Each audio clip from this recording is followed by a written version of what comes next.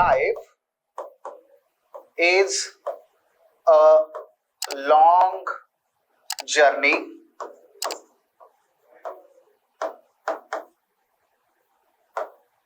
from human being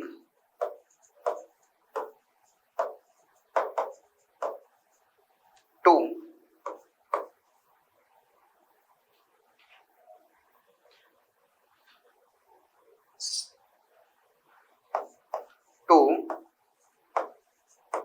being human. हा topic आहे जीवन हा माणूस. मुद्दाम शब्द लिहितोय इथे कारण आपल्याला तो पुढे एक शब्द लिहायचा आहे. माणुसकी, माणूस ते माणुसकी पर्यंतचा दीर्घ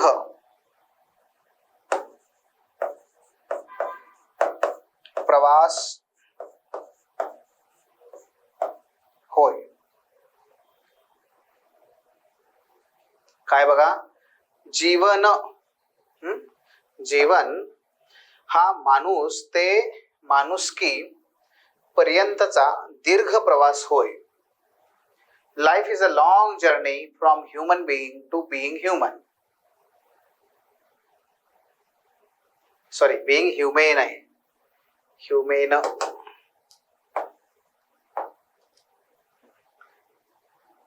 life is a long journey from human being to being human.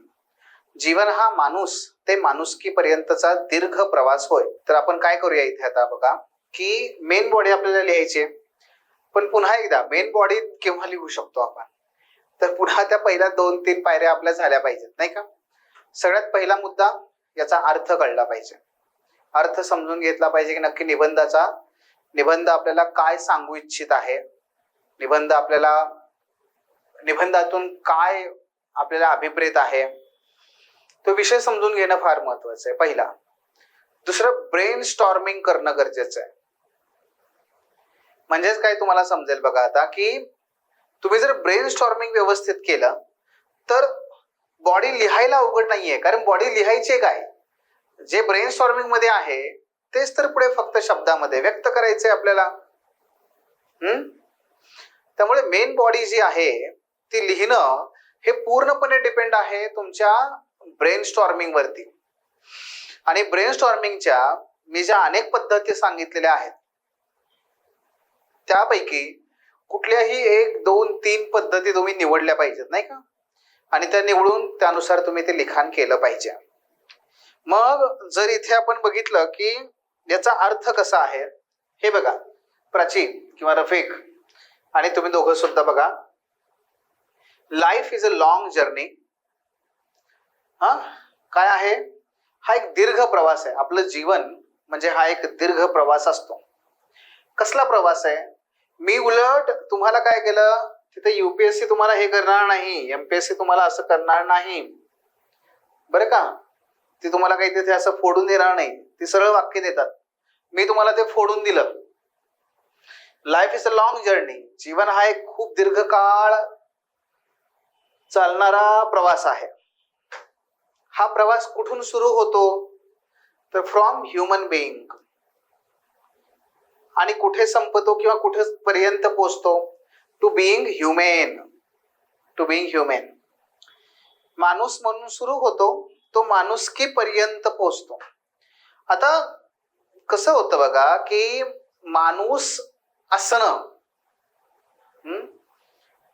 ते माणूस असणं याचा अर्थ काय हे तुम्हाला या शब्दावरून कळेल. माणुसकी या निबंधाच्या टॉपिक मध्येच त्यांनी आपल्याला काय केलंय ते दिलेलं आहे.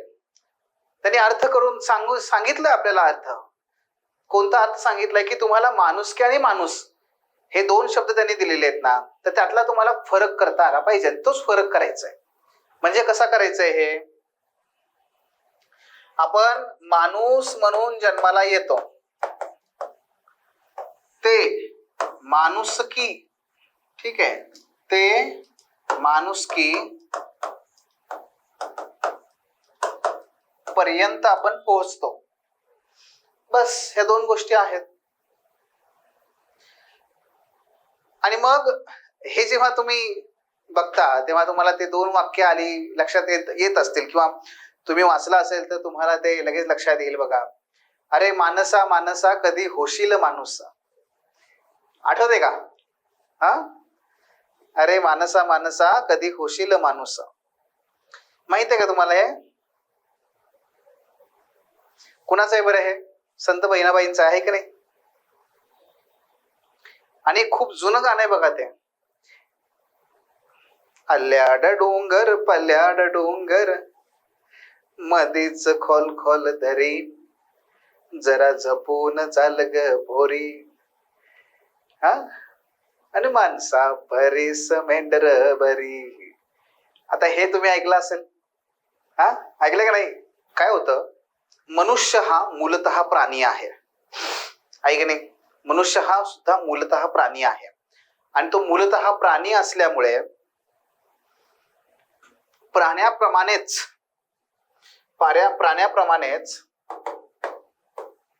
त्याच्यामध्ये वासना आहे.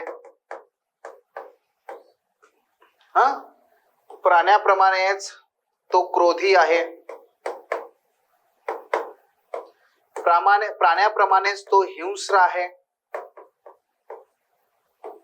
प्राण्याप्रमाणेच त्याच्यामध्ये द्वेष आणि मत्सर आहे. हा, म्हणजेच काय, मनुष्य हा मूलतः प्राणीच आहे. मनुष्य हा मूलतः प्राणी आहे. आणि मूलतः प्राणी असल्या कारणाने त्याच्यामध्ये वासना, क्रोध, हा, हिंसा हे सगळं ठासून भरलेलं आहे, ठासून. परंतु आपल्याला हे माहितीये की मनुष्य हा फक्त प्राणी नाही. इतर प्राण्यांप्रमाणे जरी तो असला आणि इतर प्राण्यांप्रमाणेच प्राणी म्हणून तो जन्माला येत असला तरी तो इतर प्राण्यांपेक्षा भिन्न आहे. इतर प्राण्यांपेक्षा तो भिन्न आहे. आणि मग तो भिन्न कसा आहे, तर माणूस हा फक्त माणूस म्हणून जन्माला येत नाही. माणूस हा फक्त एक मनुष्य प्राणी म्हणून जन्माला येत नाही, तर तो माणुसकी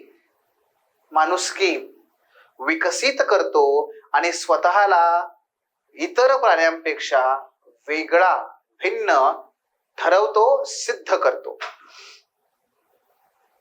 आणि मग हे मनुष्याला प्राण्यांप्रमाणे जे आपल्याकडे अवगुण आहेत, षटगुण आहेत, हा, षटगुण म्हणतात त्याला. तर जे षटगुण आहेत, 6 गुण असतात ते लोभ, क्रोध, हेवा, मत्सर, द्वेष, राग, भय, वासना, हे जे सगळं आहे हे प्राण्यांना सुद्धा असतं आणि आपल्याला सुद्धा आहे. मग आपण प्राण्यांपेक्षा वेगळे कसे? तर मनुष्य म्हणून आपण जेव्हा जन्माला येतो तेव्हा कोणीही सद्गुणी नसतो. हे लक्षात घ्या, कोणीही सद्गुणी नसतो. मनुष्य म्हणून जन्माला आल्यानंतर इतर प्राण्यांप्रमाणेच आपल्याला सुद्धा आपलं अस्तित्व कसं टिकेल, आपला लढा सुरू होतो तो आपल्या अस्तित्वासाठीचा. मित्रांनो, आपला लढा सुरू होतो तो अस्तित्वासाठीचाच, आपलं अस्तित्व कसं टिकेल यासाठीचा. पण नुसतं अस्तित्व टिकवण्यासाठी हा मनुष्य जेव्हा प्रयत्न करतो तेव्हा तो कोण असतो? तो हिंस्र असतो. जो फक्त स्वतःचा विचार करतो तो माणूस नाहीये, किंवा त्याच्यामध्ये समाजामध्ये तो राहतोय पण त्या राहण्यासाठी तो पात्र नाहीये, तो पात्र नाहीये. मग माणूस म्हणून जेव्हा तो जन्माला येतो तेव्हा तो इतर प्राण्यांप्रमाणेच असतो, पण समाजामध्ये मात्र या माणसातला सद्गुण विकसित होतो. हे कसले आहेत? हे सगळे दुर्गुण आहेत.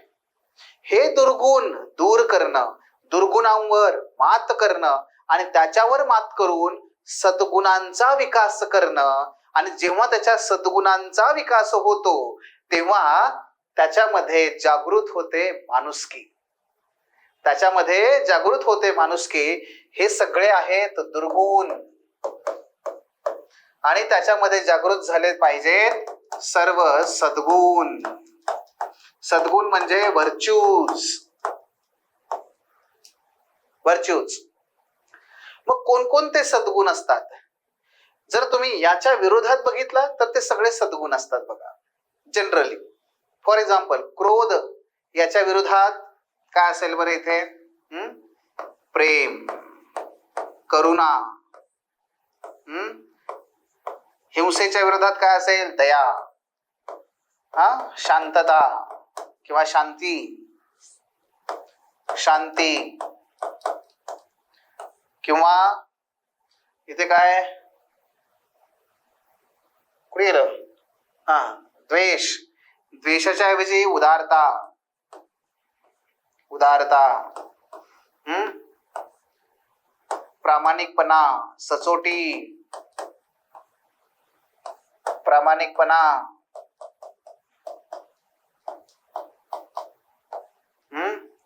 प्रेम, सदाचार. हे सगळं काय आहे? हे आहे एथिक्स. म्हणजे काय?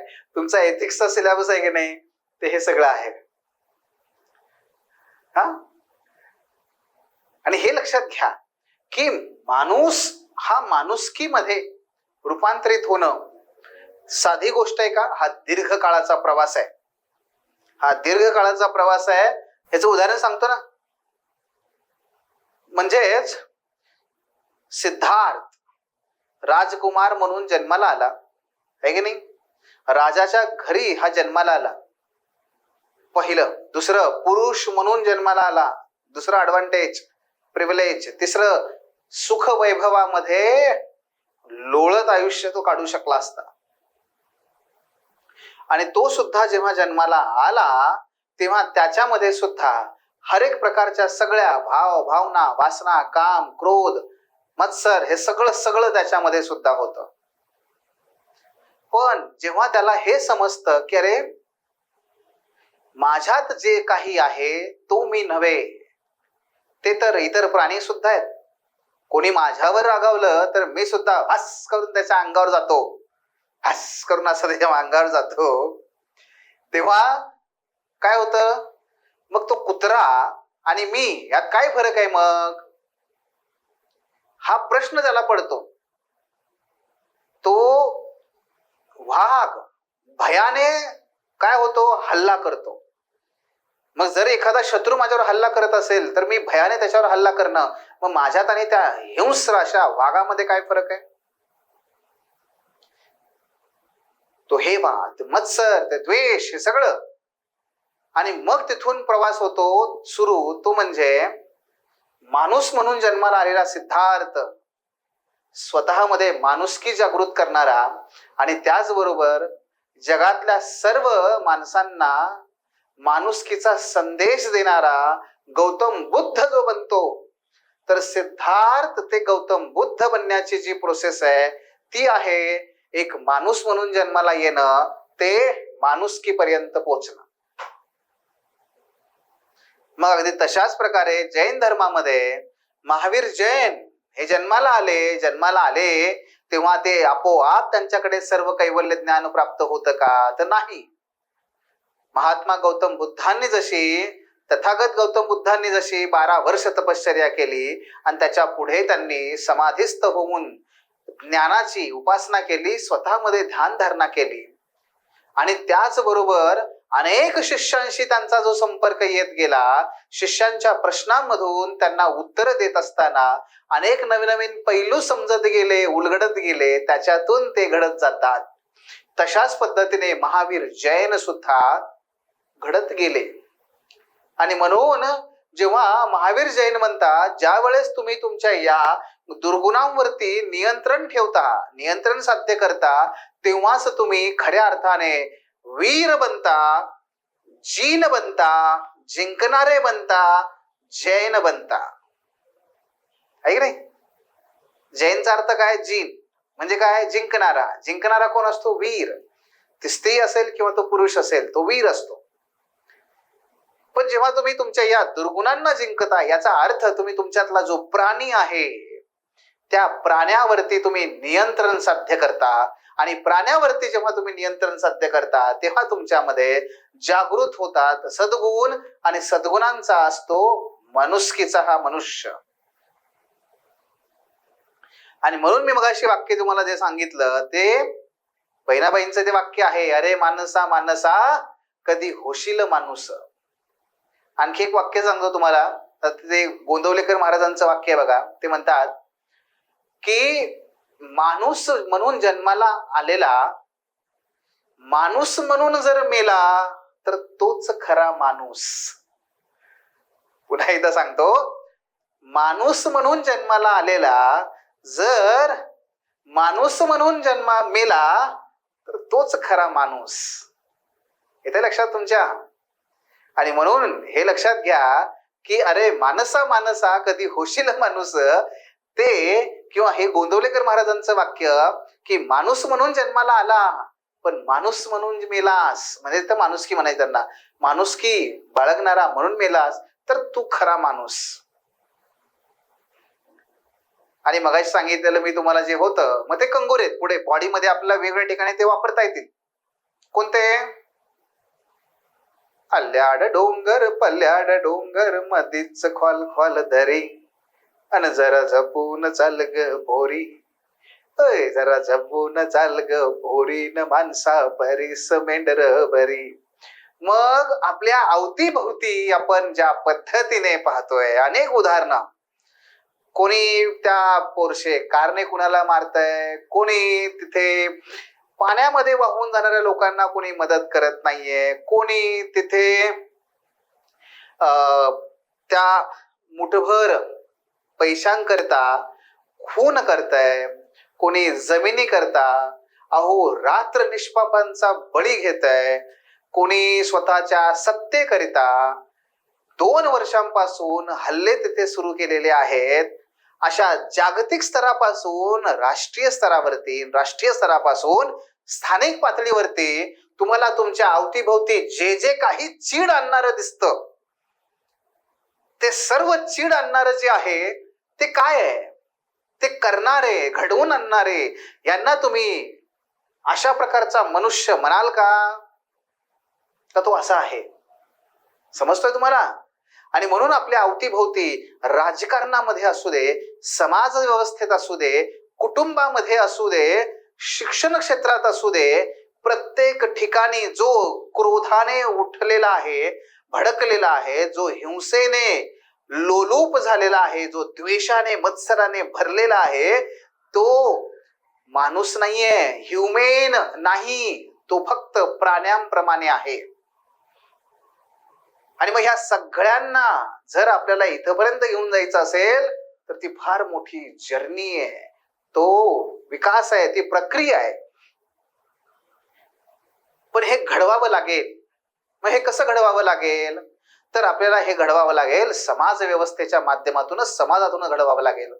कुटुंबाची भूमिका अत्यंत महत्वाची आहे, माता पितांची भूमिका महत्वाची आहे, संतांचं दर्शन, संतांचं साहित्य आणि संतांचं मार्गदर्शन हे अत्यंत महत्वाचं आहे. धार्मिक ठिकाणांचं महत्व महत्वाचं आहे, राजकीय संस्थेचं महत्व आहे, शिक्षण व्यवस्थेचं महत्व आहे. हे सगळेजण एकत्र येऊन या प्रवासामध्ये आपल्या सर्वांना मदत करू शकतात. पण त्यापुढे आव्हानं सुद्धा तेवढीच आहे. मग ही आव्हानं कोणती आहेत? हे करणारे घटक कोणते आहेत? काय याची गरज भासते आपल्याला? हे सगळं जे आहे ते म्हणजे आपला हा निबंध आहे. आय थिंक तुम्हाला हे बऱ्यापैकी कळत असेल, समजत असेल की नक्की काय आहे, कशा पद्धतीने आहे. जगातले अनेक प्रश्न तुम्ही पाहू शकता.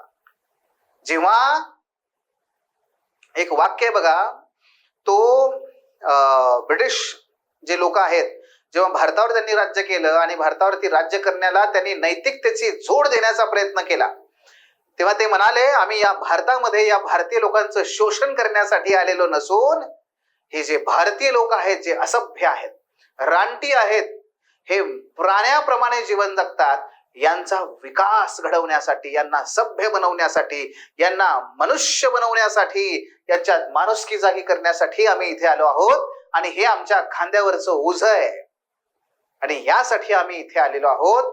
पण हेच लोक जे स्वतःला नैतिक म्हणून घेत होते, स्वतःला ते माणुसकीची झालर अंगावरती ओढत होते, हेच ब्रिटिश मात्र खऱ्या अर्थाने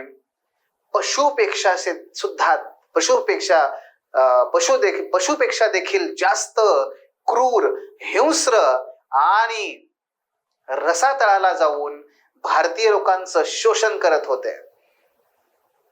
आणि म्हणून जे पाश्चिमात्य देश आहेत, जे स्वतःला सुसभ्य मानतात, जे सभ्य मानतात, जे यापासून दूर आपण दुर्गुण आणि सगुणांचा पुतळा मानतात, मुळात त्यांनी स्वतःचं अंतर मुख होऊन परीक्षण करणं गरजेचं आहे की ते खरंच सभ्य आहेत का.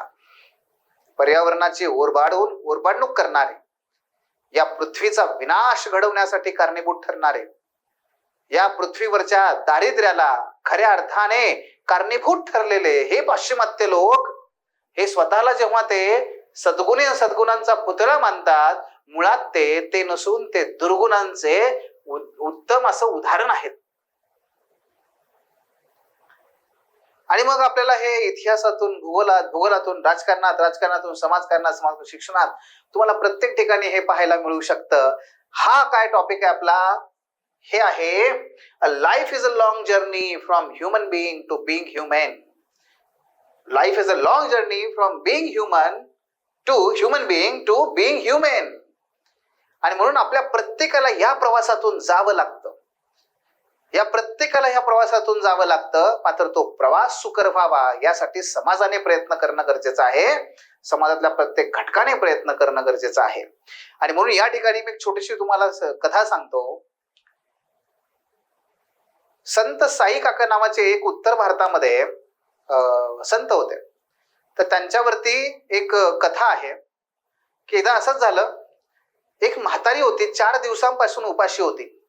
आणि 4 दिवसांपासून उपाशी असलेली ही म्हातारी अन्न म्हणून तिथे विवळत होती, इतरांना अन्न मागत होती, मात्र कोणताही व्यक्ती तिला अन्न देत नव्हता. असंच मागता मागता मागता ती त्या एका साधू जवळ आली. तेच हे साई काका. त्या साधू जवळ आली आणि त्यांना म्हणू लागले, बाबा मला खायला काहीतरी द्या, 4 दिवसांपासून मी उपाशी आहे. साधू म्हणाले, अगं आई, माझ्याजवळ काय आहे? मी तुझ्यासारखाच फाटका तुटका, माझ्याकडे काहीच नाही. हा, एक वस्तू मी तुला देतो. हा घे तो चष्मा, डोळ्याला लाव. काय होईल? हा चष्मा घातल्यानंतर जिथे कुठे तुला मनुष्य दिसेल, तिथे मनुष्य दिसेल, त्याच्याकडे जा आणि त्याला माग, तो नक्की तुला खायला देईल. त्या म्हातारीने तो चष्मा घातला. चष्मा घातल्यानंतर ती जेव्हा बघायला लागली तर अहोमश्चर्य, तिला एकही माणूस दिसेना. दिसायला लागले सगळे प्राणी, कुणी वाघासारखा हिंस्र आहे, कुणी त्या कोल्ह्यासारखा धूर्त आहे, कुणी आणखी काही. असे सगळे प्राणी दिसायला लागले. तिला माणूस कुणी दिसेच ना. शेवटी थोड्या अंतरावर चालत गेल्यानंतर तिथे तिला एक माणूस दिसला. कोण होता तो? अत्यंत गरीब एक चर्मकार. त्याच्याकडे गेली. तिला आनंद झाला, चला एक माणूस तरी दिसला. तिने जाऊन त्याला विचारलं, मी भुकेलीये, मला खायला नाहीये, मला अन्न देतोस का? तो म्हणाला, बाई माझ्याकडे एक भाकरी आहे, पण हा ठीक आहे, अर्धी भाकरी मी तुला देतो, मी अर्धी खातो. आणि हा थांब, आत्ताच माझे जोडे शिवून झालेले आहेत, महाराजांना जोडे मला हे द्यायचे आहेत, मला पैसे मिळतील, त्यातले थोडे पैसे मी तुला देतो. तेवढ्यात वजीर आला आणि म्हातारीला आणखी एक माणूस दिसला. हो, वजीराला हे सगळं कळल्यानंतर वजीर म्हणाला, म्हातारे चल, घेऊन जातो मी तुला राजाकडे. आणि राजाला त्याने सगळी हकीकत सांगितली. राजाला फार आश्चर्य वाटलं. राजाने म्हातारीकडून चष्मा काढून घेतला आणि पाहतो दरबारात सगळ्या माणसांकडे, तर माणसं काही दिसेनात. तिथे दिसायला लागली वेगवेगळ्या प्रकारचे पक्षी, पशु, जे हिंस्र आहेत, जे वेगवेगळ्या प्रकारच्या दुर्गुणांनी भरलेले आहेत. तेव्हा राजाला असं वाटलं एक उत्सुकतेपोटी की अरे आपण कोण आहोत. आरशासमोर जाऊन त्याने स्वतःला पाहिलं तर त्याला स्वतःमध्ये एक गाढव दिसलं. आता मात्र राजाला असं वाटलं की अरे हा तर चमत्कारी चष्मा आहे. त्याने म्हातारीला विनंती केली, म्हातारे हा चष्मा आहे ना, खरं माझ्यासमोर कोण आहे, मी कोण आहे हे मला सांगतोय, पण आम्हाला असं राहायचं नाहीये, आम्हाला माणूस बनायचंय. प्राण्याचा माणूस कसा बनवता येईल याचं मार्गदर्शन कर, आम्हाला माणूस बनव. म्हातारी म्हणाली, राजा अरे मला हा चष्मा त्या साधू बाबाने दिला, मला त्याने हे ज्ञान नाही दिलं की कसं माणसाला माणसामध्ये आणता येईल. आपल्याला याच्यासाठी जावं लागेल, मार्गदर्शन घ्यावं लागेल, त्या साधू संतांचं मार्गदर्शन घ्यावं लागेल. महाराष्ट्राला तर ही संत परंपरा फार मोठी आहे. आणि मग या अशा अवस्थेमध्ये राजा त्या संताकडे गेला आणि संतांचं मार्गदर्शन त्याने घेतलं आणि संतांच्या ह्या मार्गदर्शनातून त्याने प्रवास सुरू केला, जो दीर्घकाळ प्रवास आहे, फार मोठा प्रवास आहे.